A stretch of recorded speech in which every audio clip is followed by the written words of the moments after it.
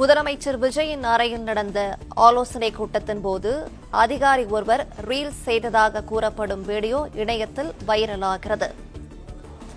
சென்னை தலைமைச் செயலகத்தில் முதலமைச்சர் விஜய் அறையில் நடைபெற்ற ஆலோசனையை ரீல்ஸாக பதிவு செய்த நபர் யார் என்றும், முதலமைச்சர் ஆலோசனையின் போது அதிகாரி ஒருவர் ரீல்ஸ் செய்ததாக பரவும் வீடியோவால் சர்ச்சை எழுந்திருக்கிறது. விவரங்களை செய்தியாளர் ராஜகுமரன் வழங்கிட கேட்கலாம். ராஜகுமரன், இதுகுறித்தான விவரங்கள்.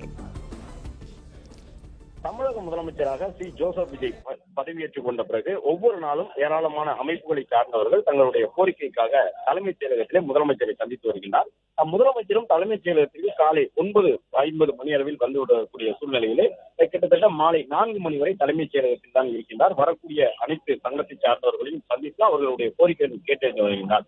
அந்த அடிப்படையில் தான் இந்த மாற்றுத்திறனாளிகள் அமைப்பினருடைய கோரிக்கைகள் என்ன என்பதை கேட்டறிவதற்காக அவர்களுக்கு சந்திப்பதற்கான வாய்ப்பினை தமிழக முதலமைச்சர் வழங்கியிருந்தார். முதலமைச்சரை மாற்றுத்திறனாளிகள் அமைப்பை சார்ந்த பலரும் சந்தித்து கடந்த ஆட்சி காலங்களில் என்னவெல்லாம் கோரிக்கை வைத்தார்கள், அந்த கோரிக்கைகளில் எவையெல்லாம் நிறைவேற்றப்படாமல் இருக்கின்றன என்பதை பட்டியலிட்டு சொல்லி தங்களுடைய கோரிக்கைகளை இந்த புதிய அரசு நிறைவேற்றி தர வேண்டும் என்று சொன்னார்கள்.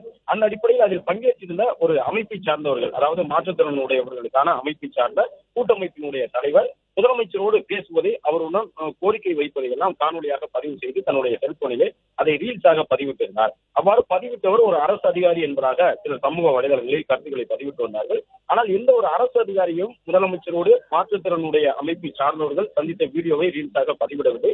முதலமைச்சரை சந்திப்பதற்காக வந்திருந்த மாற்றுத்திறனாளிகள் கூட்டமைப்பை சார்ந்த ஒருவர் தான் முதலமைச்சருடனான சந்திப்பை ரீல்ஸாக எடுத்து முதலமைச்சருடைய அறைக்குள்ளேயே நடைபெற்ற அந்த கோரிக்கைகளை சொல்லக்கூடிய வார்த்தைகளை எல்லாம் பதிவு செய்து அவர் வீடியோவாக வெளியிட்டிருந்தார் என்பது சொல்லப்பட்டிருக்கின்றது.